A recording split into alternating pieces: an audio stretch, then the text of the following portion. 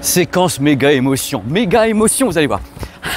On m'a dit, ouais, alors l'enceinte Sonos Roam, elle est fabuleuse, tu peux la laisser dans l'eau et tout pendant 30 minutes, c'est une enceinte tout terrain. Moi j'ai dit, bah voilà, chiche, la chute d'eau, l'eau, elle est là, la ch'ti mémère. Oh, bon, on va aller la chercher.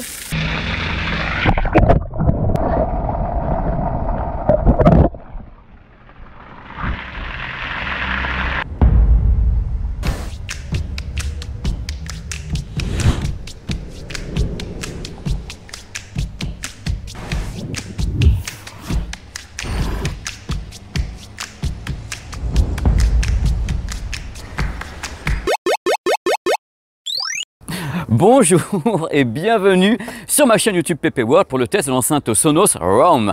Il faut savoir que cette enceinte est une enceinte nomade, mais pas que. Alors au menu de cette vidéo, je vais vous raconter l'histoire de cette enceinte parce que j'ai contacté Sonos, j'ai fait Drink Sonos. Dites-moi comment vous avez conçu ça par rapport au tank qu'il y avait avant, genre la Move qui faisait 800 kg et qui faisait 4 fois ça à peu près. Donc vous allez tout savoir. Après, il y aura les spécifications techniques, qu'est-ce qu'elle sait faire, pourquoi, on va parler de l'application, de ce qu'il y a dedans, les haut-parleurs et tout. Je vais tout vous expliquer. Après, bien sûr, les essais sur le terrain, le son, l'appairage, tout va y passer. Après, bien sûr, la séquence des plus et des moins. Après les plus et les moins, un petit comparatif avec des enceintes du même acabit, dans les mêmes prix. Et pour finir, des petits bonus que je souhaite sympathiques. Comme ça, vous passez un bon dimanche dans la vidéo du dimanche, qui cette fois-ci n'est pas pour une fois un produit à 12 milliards de dollars. Ça coûte 179 €. Et ça fait plein de trucs, hein, vous allez voir, c'est assez ouf. Alors laissez-moi vous raconter l'histoire de la Sonos Roam telle qu'elle m'a été narrée justement par Sonos. Alors cette enceinte, c'est un pari. C'est un pari collaboratif. C'est une première quand on voit la précédente qui était une enceinte nomade, la grande, la Move, extraordinaire ceci dit, du gros son mais également du gros poids. On se dit que là, ils ont même fait des progrès sur le truc parce qu'ils voulaient faire un produit qui était à la fois nomade et domestique. C'est le pari de la Roam. Alors ce qu'ils m'ont dit, c'est qu'ils avaient des mois et des mois de conception, on m'a même murmuré jusqu'à 1 an et demi de conception, et une enceinte parfaitement collaborative. Alors j'ai dit Drink, pourquoi collaborative? C'est tout simple, on s'est entouré de plein de gens. Alors c'est qui plein de gens? Ingénieurs du son, qui ont travaillé sur l'enceinte, la signature sonore avec les techniciens de Sonos, et en même temps des artistes, des Grammy nominees. On m'a pas donné les noms, mais il paraît que c'est du lourd de chez lourd, donc des artistes qui ont bossé également sur la signature sonore de l'enceinte Sonos. Alors le truc important, et pourquoi cette enceinte est tout à fait atypique, c'est qu'elle dispose d'une connexion Bluetooth classique, hein, attention, pas un truc aptX, hein, classique, AAC, SBC et même pas multipoint, on va en reparler tout à l'heure, on est plus et les moins. Et en même temps, elle peut être Wi-Fi. Donc Wi-Fi, c'est quoi? C'est Wi-Fi, c'est le réseau directement dans un écosystème Sonos. Elle est AirPlay 2 en plus pour s'intégrer à d'autres écosystèmes. Bref, c'est un produit très intéressant parce qu'on peut commencer chez soi à écouter comme ça quelque chose en Wi-Fi sur le réseau. On la prend et on sort et on bascule en Bluetooth avec un smartphone et tout. Ça, c'est la magie du direct. C'est merveilleux. Donc c'est le concept de base. Alors le truc important sur lequel ils ont insisté, au soleil que je bronze, c'est la même antenne qui gère le Bluetooth et le Wi-Fi. Il paraît que c'est carrément une première mondiale, c'est international. Le produit n'est pas lourd, environ 400 grammes, mais ce qui est intéressant en plus, c'est qu'il est IP67. Vous avez vu au début de la vidéo, il peut être immergé dans de l'eau à une profondeur de 1 mètre pendant maximum 30 minutes. Hein. Après, c'est glouglou, machin Titanic, mais ça va jusque là. Et en plus, résistant au choc. Il y a carrément ici des embouts en silicone et qui permettent... Le mec, je tape mes abonnés, je suis comme ça, comme gars, il fait chaud, je suis en pleine forme. Donc des embouts en silicone et quand vous la faites tomber, eh bien elle casse. Hop, oh ben regardez, elle est revenue, elle est là, elle est en pleine forme, hein, croyez-le bien. À l'intérieur de l'enceinte, on trouve 2 haut-parleurs, 2 drivers, un tweeter ainsi qu'un woofer. Donc un woofer, c'est un mid-woofer, c'est-à-dire le grave et le médium. C'est un woofer en forme ovale, c'est pour ça que l'enceinte peut être comme ça, c'est un triangle en même temps. Donc woofer, forme ovale, ainsi qu'un tweeter. On ne parle pas de puissance chez Sonos, hein, c'est vulgaire, donc on ne saura pas combien elle crache de watts, c'est vulgaire. Il faut savoir que le mid-woofer à bord est en fibre de carbone. C'est un gage de qualité, quand même dans un petit produit comme ça, et visiblement les drivers, enfin les haut-parleurs, sont des haut-parleurs de qualité.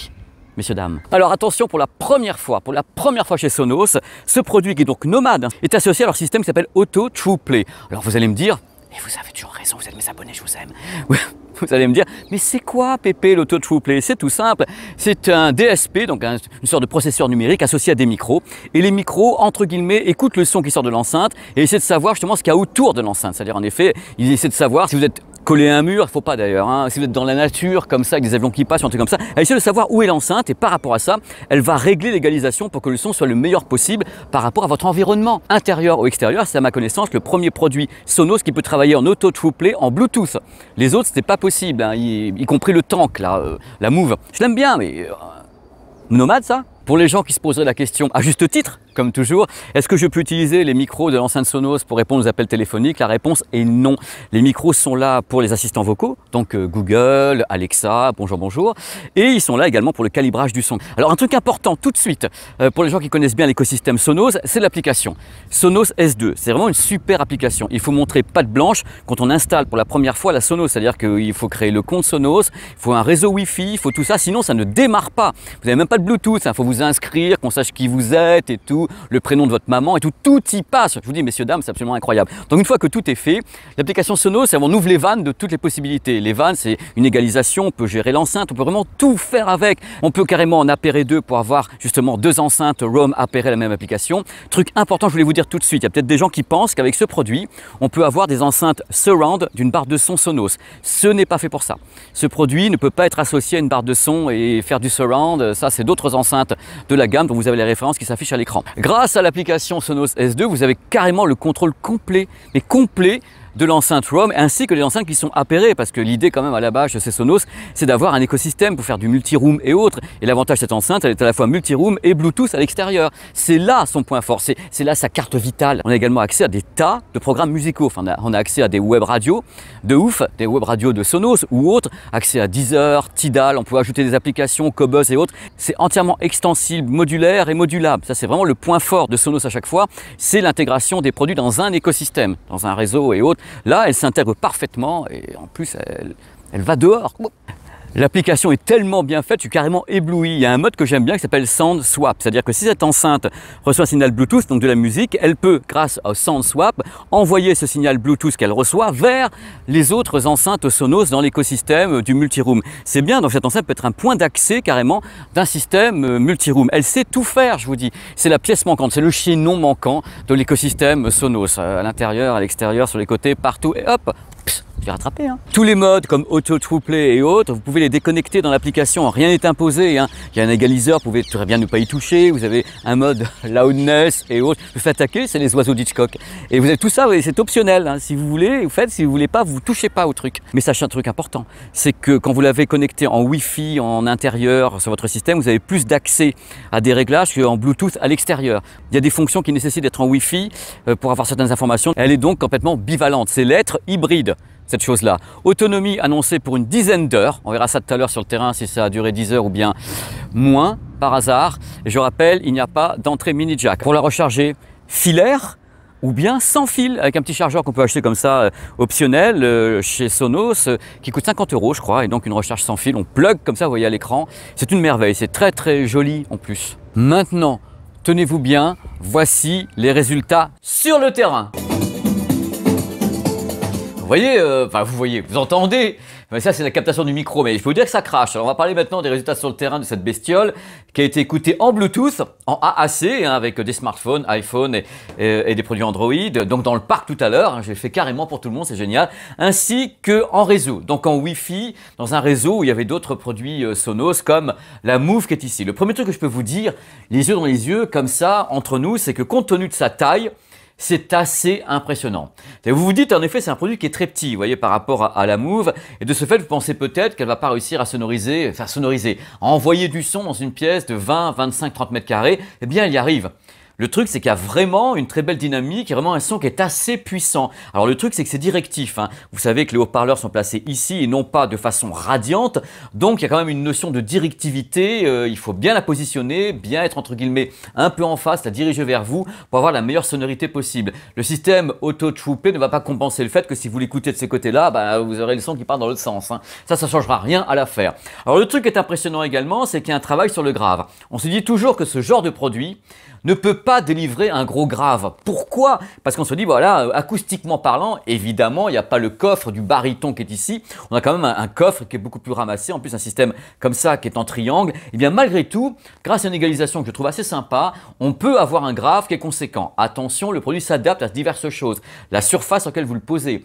Il n'aura pas tout à fait le même son sur une surface en bois ou comme ça dans une main à l'air libre. Puisque justement, il s'adapte un petit peu. Mais globalement, je trouve que le son a du grave. C'est pas un grave tonitruant, c'est pas un truc qui va sonoriser le Grand Rex, mais pas du tout. C'est un grave qui a quand même de la tenue, compte tenu justement de la taille de la bestiole. Le médium, donc les voix, c'est assez bon. Je veux dire, en effet, on a une belle présence des voix. C'est vraiment un son que je trouve très clair, que je trouve très net, que je trouve vachement maîtrisé.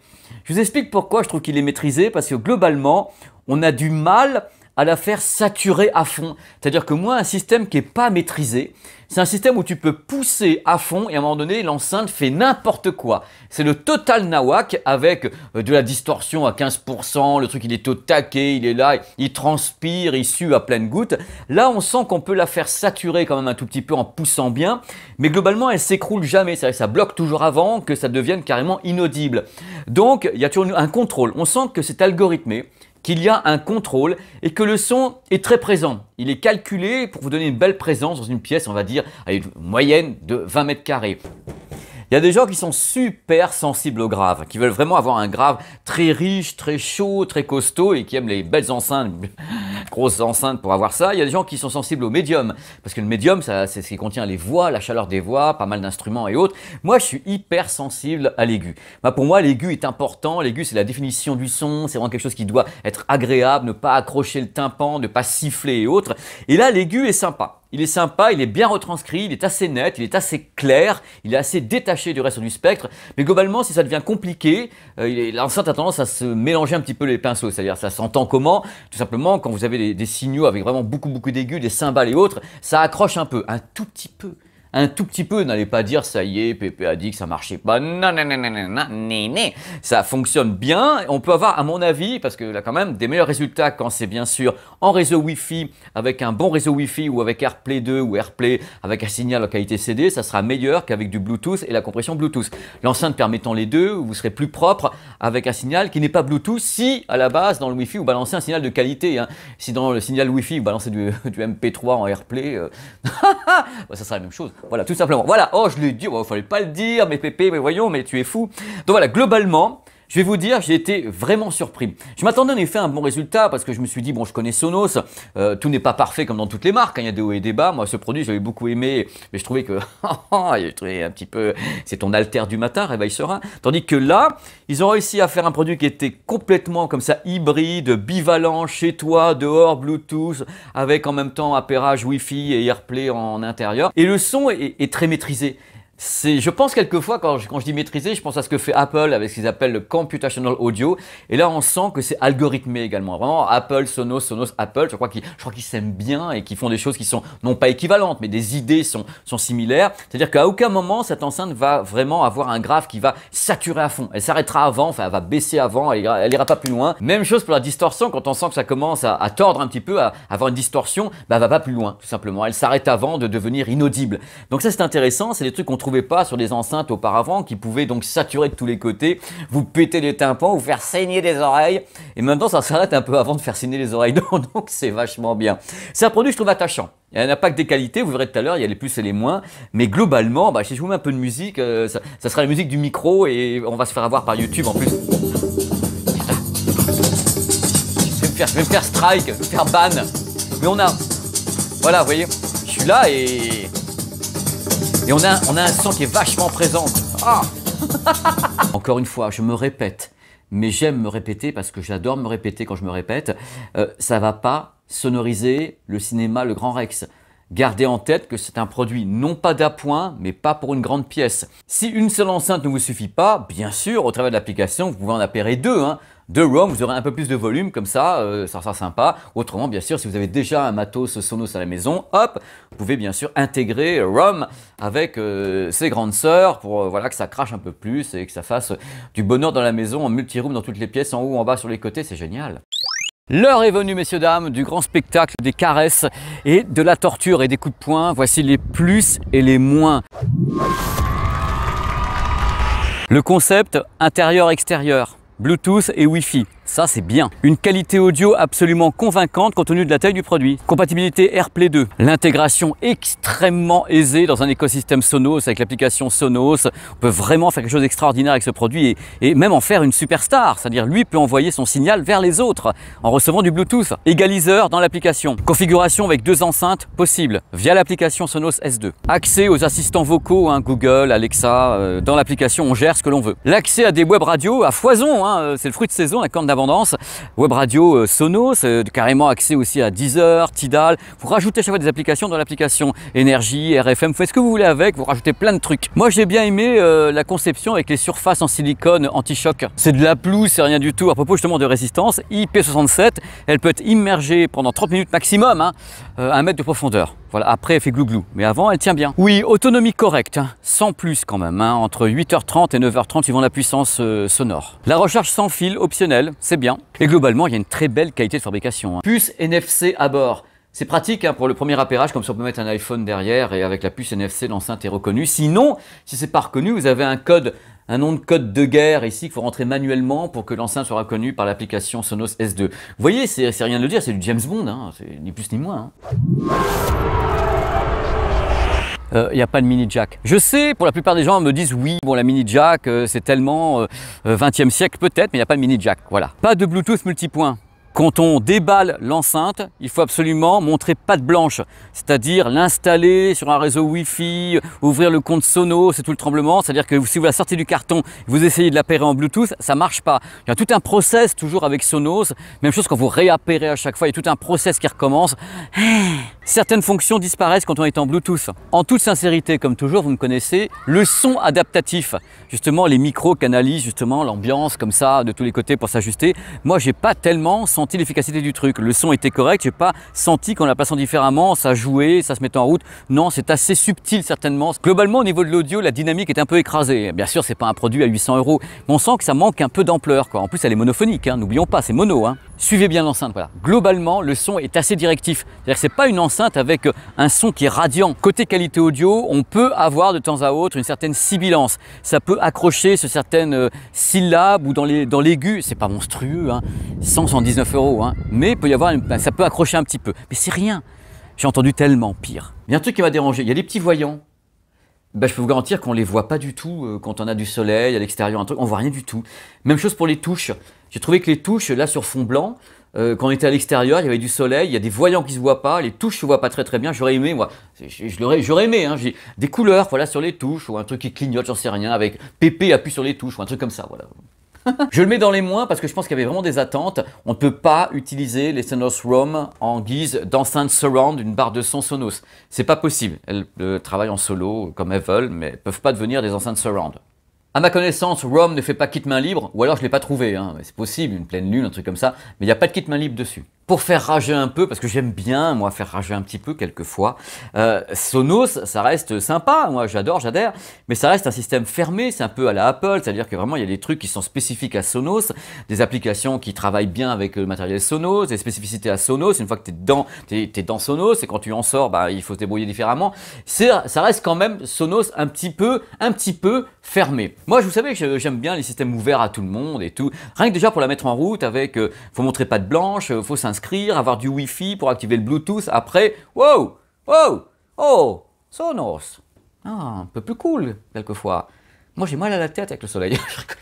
Le mec. Faut que j'arrête de finir les vidéos à 2 h du matin, ça va plus du tout, Je suis ennuyé, regardez comment je suis ennuyé.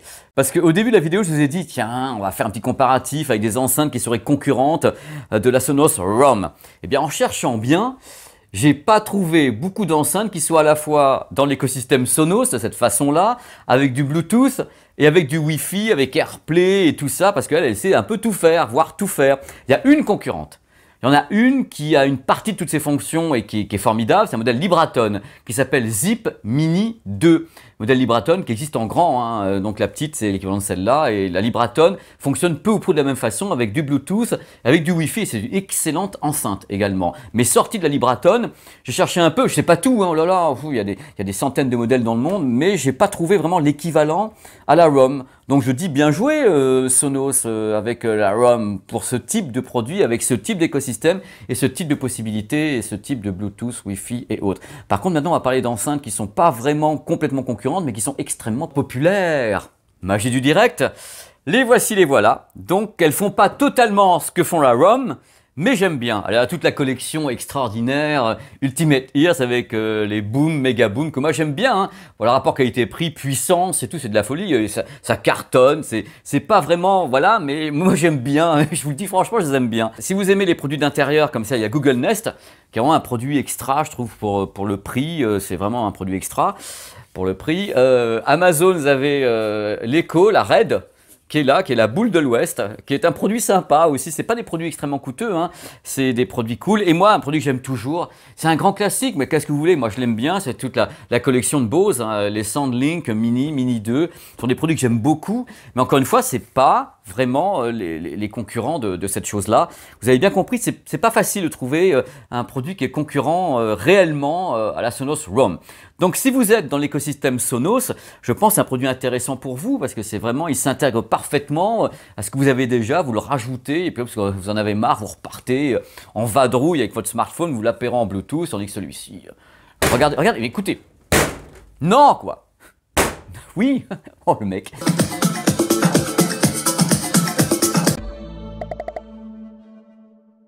Hop, oh ben regardez, elle est revenue, elle est là, elle est en pleine forme, hein, croyez-le bien. Alors et les micros, entre guillemets, Alors c'est quoi l'Auto TruePlay? Eh bien c'est un DSP, donc un digital, grâce à l'application, tous les modes genre, grâce à l'application, tous les modes justement du genre Auto TruePlay et autres peuvent être déconnectés, hein, mais en Wi-Fi pendant 30 minutes, hein, un mec. C'est rien, c'est de la pelouse, on verra tout à l'heure sur des rochers justement. Bonjour et bienvenue sur ma chaîne YouTube PP World pour le test de l'enceinte Sonos ROM. Bonjour. Mais non, on vous l'aurait déjà dit.